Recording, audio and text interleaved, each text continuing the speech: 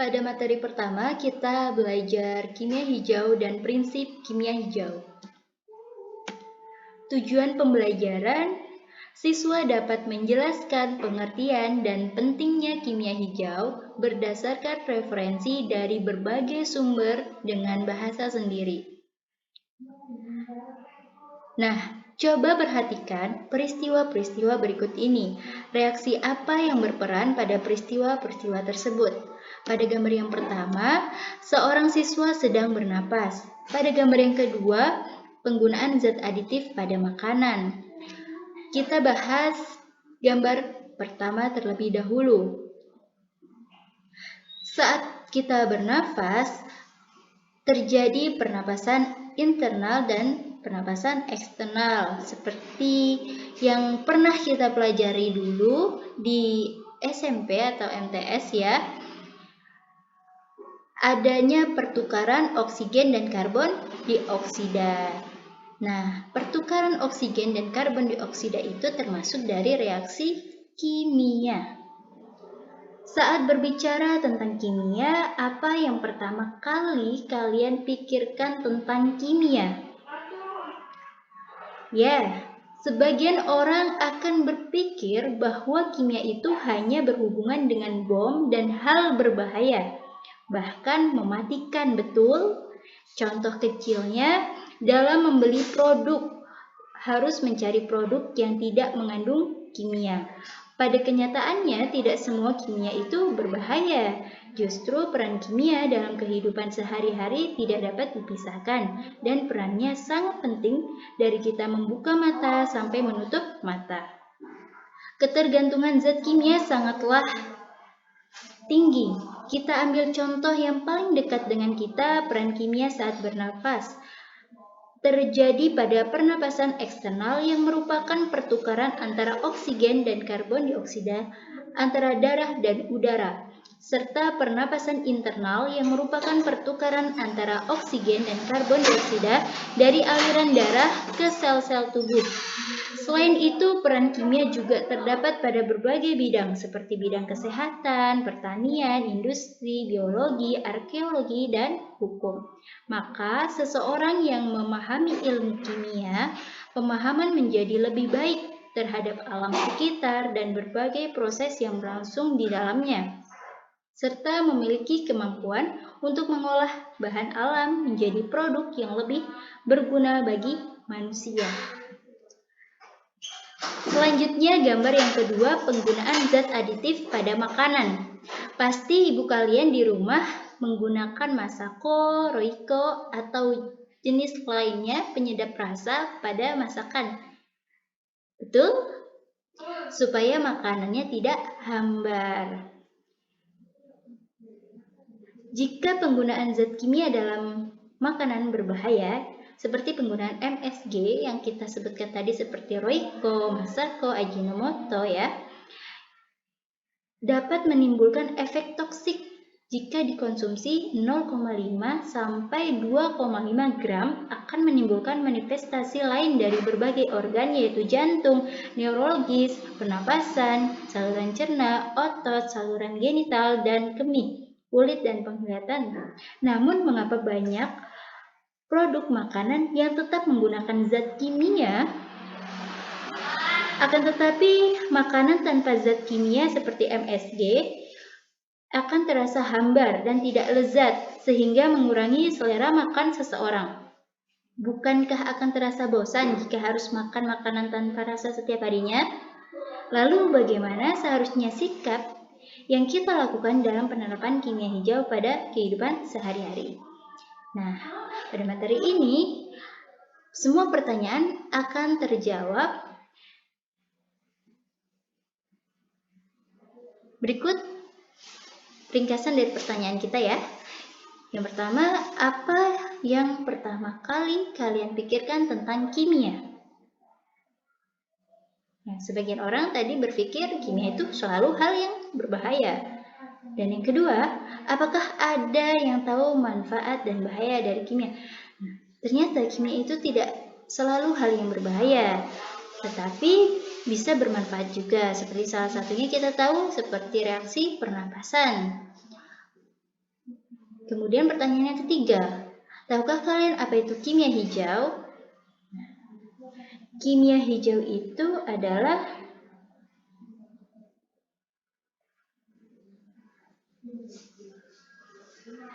suatu upaya untuk merancang atau mendesain proses kimia dan produk kimia yang dihasilkan untuk mengurangi atau menghilangkan penggunaan dan pembentukan zat berbahaya.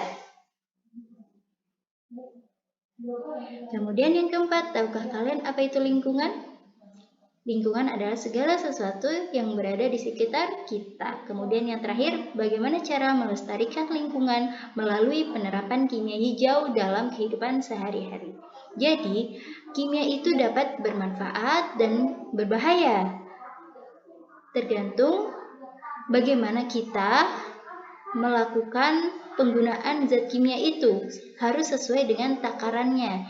Jikalau sesuai, maka kimia itu akan bermanfaat. Jika tidak sesuai penggunaan, maka akan berbahaya bagi kita dan lingkungan.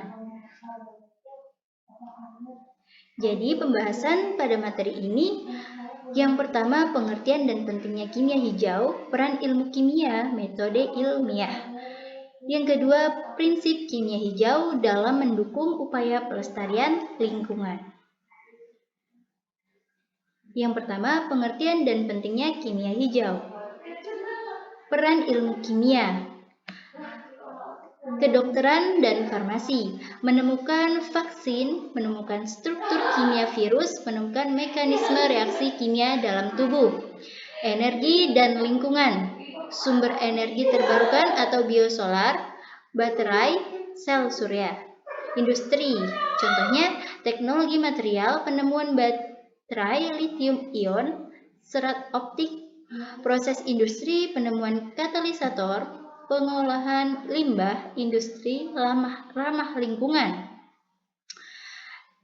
Kemudian ada pertanian dan pangan, produksi pertanian atau penemuan pestisida, pupuk kimia, teknologi pangan dalam kurung, penemuan bahan pengawet makanan, bahan aditif makanan, pengolahan hasil limbah pertanian. Selanjutnya dalam bidang hukum atau kriminal. Contohnya sidik jari DNA, bahan pendeteksi narkoba. Lingkungan hidup, contohnya mengatasi pemanasan global, gerakan kimia hijau atau green chemistry. Kemudian pengembangan ilmu lain pada biologi, penentuan struktur DNA atau RNA makhluk hidup, fisika, penemuan superkonduktor, struktur atom atau molekul atau zat, geologi, penelitian struktur bumi, bulan, dan planet, sejarah, penentuan umur fosil. Prinsip kimia hijau pertama kali dicetuskan oleh Paul Anastas pada tahun 1998 sebagai Father of Green Chemistry bersama John Werner. Nah, kimia hijau didefinisikan sebagai suatu upaya untuk merancang atau mendesain proses kimia dan produk kimia yang dihasilkan untuk mengurangi atau menghilangkan penggunaan dan pembentukan zat berbahaya. Metode ilmiah. Ilmu kimia dikembangkan melalui metode ilmiah. Lalu apa itu metode ilmiah? Adalah langkah-langkah secara sistematis yang dilakukan oleh para ilmuwan untuk menyelesaikan permasalahan atau menemukan ilmu pengetahuan. Langkah-langkah metode ilmiah ada 6. Yang pertama menemukan masalah, yang kedua merumuskan masalah, yang ketiga merumuskan hipotesis. Yang keempat, melakukan penelitian. Yang kelima, mengolah data. Nah, ketika mengolah data, melakukan analisis data hasil penelitian dikonfirmasi dengan hipotesis. Jika hipotesisnya terbukti, maka akan dilanjutkan ke tahap selanjutnya, yaitu membuat laporan publikasi. Seperti contohnya artikel. Di Google Scholar banyak sekali artikel yang dibuat ya, bisa sebagai rujukan atau referensi belajar. Namun, hipotesis tidak terbukti, maka disusunlah hipotesis baru.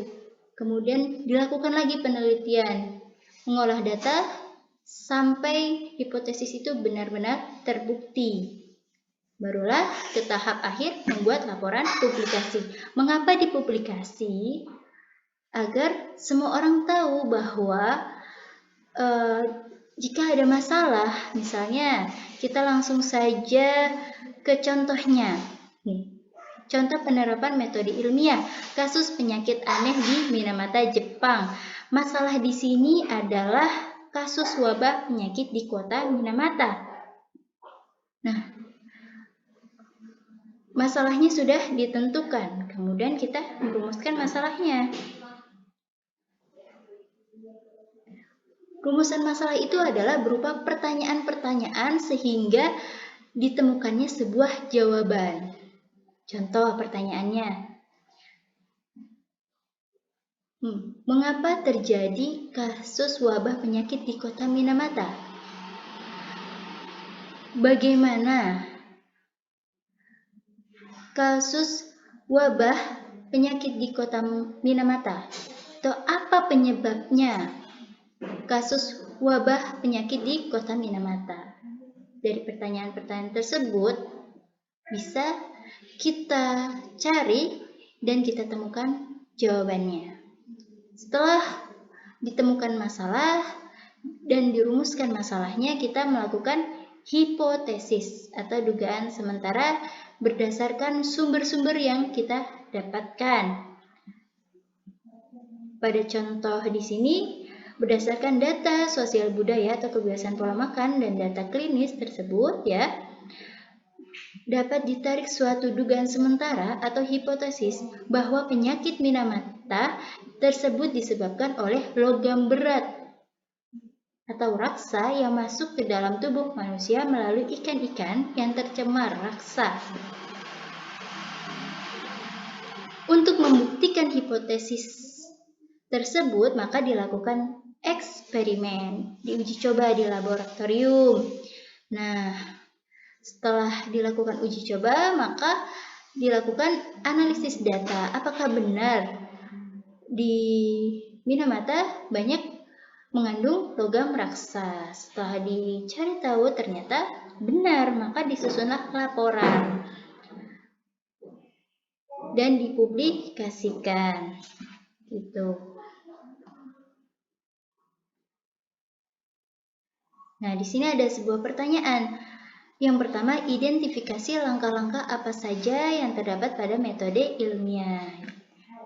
Pada contoh tersebut ada 6 langkah metode ilmiah. Dari menemukan masalah, merumuskan hipotesis, kemudian melakukan eksperimen, mengolah data, dan membuat laporan publikasi. Nah, di sini ada yang kedua, buatlah infografis berupa diagram yang menggambarkan langkah-langkah dalam metode ilmiah. Contohnya tadi, menentukan masalah. Penerapannya terjadi kasus wabah di Minamata. Kemudian rumusan masalahnya apa? Apa yang menyebabkan terjadinya wabah di Minamata? Dan sampai langkah terakhir. Yang kedua, prinsip kimia hijau dalam mendukung upaya pelestarian lingkungan. Menurut Anastas dan Warner, 1998 mengusulkan konsep The 12 Principles of Green Chemistry yang digunakan sebagai acuan oleh para peneliti untuk melakukan penelitian yang ramah lingkungan. Ada 12 prinsip kimia hijau yang diusulkan, meliputi mencegah limbah, memaksimalkan nilai ekonomi suatu atom. Yang ketiga, sintesis kimia yang bahayanya sedikit. Yang keempat, mendesain proses yang melibatkan bahan kimia yang aman.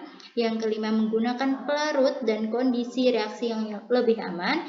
Yang keenam, mendesain efisiensi energi. Yang ketujuh, menggunakan bahan baku terbarukan. Yang kedelapan, mengurangi bahan turunan kimia. Yang kesembilan, menggunakan katalis. Ke-10, mendesain bahan kimia dan produk yang terdegradasi setelah digunakan. Kemudian yang 11, menganalisis secara langsung untuk mencegah polusi. 12, mencegah potensi kecelakaan. Kita bahas yang pertama, mencegah limbah.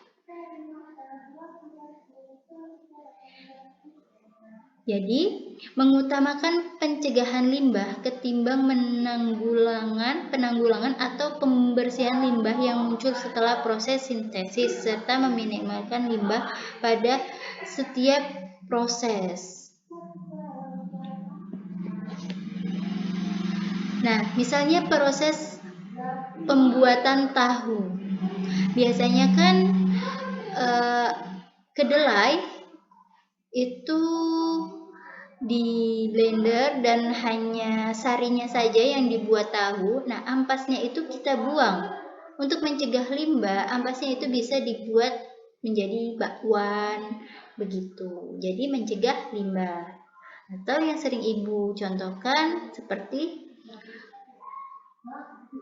jeruk ya. Nah, biasanya kita makan jeruk, buahnya yang dimakan, kulitnya yang dibuang. Kulitnya juga bisa digunakan untuk pembuatan aromaterapi. Nanti masuknya ke memaksimalkan nilai ekonomi suatu atom. Jadi, kulit jeruk itu kan merupakan limbah, sesuatu yang tidak berharga. Ketika dia diolah lagi menjadi aromaterapi, dijual misalnya 20.000 satu botol, maka nilai ekonominya bertambah. Harganya itu dia memiliki harga nilai dari yang tidak bernilai sama sekali, dibuang, dia memiliki nilai yaitu apa tadi? 20.000. Kemudian yang ketiga, sintesis kimia yang bahayanya sedikit. Nah, dalam penggunaan bahan kimia kita juga memperhatikan ya bahayanya. Jadi penggunaannya itu sedikit, secukupnya, jangan banyak gitu. Kemudian mendesain proses yang melibatkan bahan kimia yang aman. Jadi kita benar-benar menggunakan bahan kimia yang aman, baik meliputi sifat fisikanya, toksisitas racun ya. Toksisitas itu adalah racunnya, dan lingkungan. Bagaimana nih di lingkungan, aman atau tidaknya? Kemudian yang kelima, menggunakan pelarut dan kondisi reaksi yang lebih aman. Jadi jumlah pelarutnya itu agar tidak menghasilkan persentase limbah yang besar. Kemudian mendesain efisiensi energi, memilih jalan reaksi kimia yang paling kecil energinya, menghindari pemanasan dan pendinginan, juga tekanan dan kondisi vakum. Yang ketujuh, menggunakan bahan baku terbarukan ya. Bahan baku terbarukan biasanya berasal dari produk pertanian atau hasil alam, sedangkan bahan baku tak terbarukan berasal dari bahan bakar fosil seperti minyak bumi, gas alam, batu bara, dan bahan tambang lainnya. Kemudian mengurangi bahan turunan kimia. Nah, mengurangi bahan turunan kimia untuk mengurangi tahapan reaksi tambahan bahan kimia dan produksi limbah. Nah, selanjutnya menggunakan katalis. Katalis itu untuk mempercepat reaksi sehingga tidak memerlukan waktu yang lama, sehingga cepat dihasilkannya sebuah produk. Contoh kecil, saat ibu kalian masak daging ya, biasanya kan ditambahkan ada logam-logam seperti sendok, garpu, itu biar dagingnya cepat empuk gitu. Atau dagingnya dibungkus daun pepaya. Nah, sama juga dengan ini yang daging yang di presto ya, sama daging yang di panaskannya itu dengan panci biasa itu berbeda, karena yang di presto itu dianya itu lebih menghantarkan panas lebih cepat, banyak logamnya gitu. Kemudian yang 10 mendesain bahan kimia dan produk yang terdegradasi setelah digunakan. Bahan kimia harus mudah terdegradasi dan tidak terakumulasi di lingkungan. Yang cepat terurai. Nah, sekarang banyak plastik yang degradable, yaitu plastik yang cepat terurai meskipun harganya itu lebih mahal dibandingkan plastik lainnya. Juga terdapat itu plastik yang terbuat dari kulit singkong gitu. Contohnya, kemudian ada menganalisis secara langsung untuk mencegah polusi. Apakah bahan kimia ini berbahaya bagi lingkungan, mencemari lingkungan atau tidak? Kita perhatikan juga hal itu. Kemudian mencegah potensi kecelakaan, ya. Apakah bahaya kimia ini nanti? Ya, biasanya kan ada simbol-simbolnya nih dianya oksidator. Biasanya kalau oksidator itu dia bisa mudah terbakar gitu kan. Jadi dihindari dari bahan-bahan seperti yang mengandung alkohol begitu. Nah, untuk menunjang pemahaman tentang prinsip kimia hijau tersebut, maka siswa perlu memahami lebih dekat tentang penelitian di laboratorium atau praktikum. Laboratorium adalah suatu tempat bagi seorang praktikan untuk melakukan percobaan. Praktikan adalah orang yang melakukan percobaan atau praktikum. Di dalam laboratorium terdapat alat dan bahan kimia yang memerlukan perlakuan secara khusus. Berikut adalah alat-alat yang sering digunakan untuk praktikum di laboratorium kimia. Pada PPT yang Ibu tampilkan hanya beberapa saja. Lebih jelasnya kalian bisa baca di materi ajar ya. Di sini ada gelas ukur. Mengukur volume larutan mulai dari volume 10 ml hingga 2 liter. Tabung reaksi, nah ini paling sering digunakan ya. Untuk mencampur, menampung, dan memanaskan bahan-bahan kimia cair atau padat. Labu ukur, mengencerkan larutan hingga mencapai volume tertentu. Di sini volumenya pada gambar ada 1000 ml, 500 ml, 250 ml, dan 100 ml. Labu Erlenmeyer mencampur, mengukur, dan menyimpan cairan. Gelas beker atau gelas piala ya sebagai penampung. Nah, di sini juga ada pipet tetes. Pipet digunakan untuk memindahkan volume cairan yang telah terukur. Paling sering digunakan itu adalah pipet tetes. Di sini pipet itu ada 3 jenis ya. Ini tadi pipet tetes, kemudian ada pipet ukur dan pipet volume. Nah, kita bahas pipet ukur terlebih dahulu. Untuk memindahkan larutan secara terukur sesuai dengan volume. Pada pipet ini terdapat skala yang menunjukkan volume tersebut. Ukuran volume terbesar pipet ukur sendiri adalah 50 ml. Kemudian ada pipet volume atau gondok untuk memindahkan larutan secara terukur sesuai dengan volume. Ada kaki 3 sebagai penahan kawat, kasa, dan penyangga ketika proses pemanasan. Selain alat-alat laboratorium, tersedia juga bahan-bahan kimia yang berupa zat padat, zat cair, atau larutan.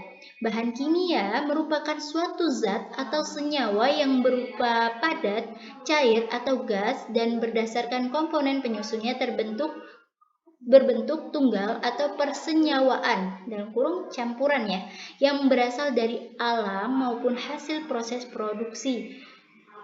Jadi bahan kimia itu bentuknya banyak, ada padat, cair, atau gas. Dan komponen penyusunnya itu ada yang tunggal dan ada yang persenyawaan. Berikut jenis dan syarat penyimpanan bahan kimia. Nah, ini ada simbol-simbolnya. Simbol tengkorak itu biasanya beracun ya, berbahaya bagi kesehatan bila terhisap, tertelan, atau kontak dengan kulit dan dapat mematikan.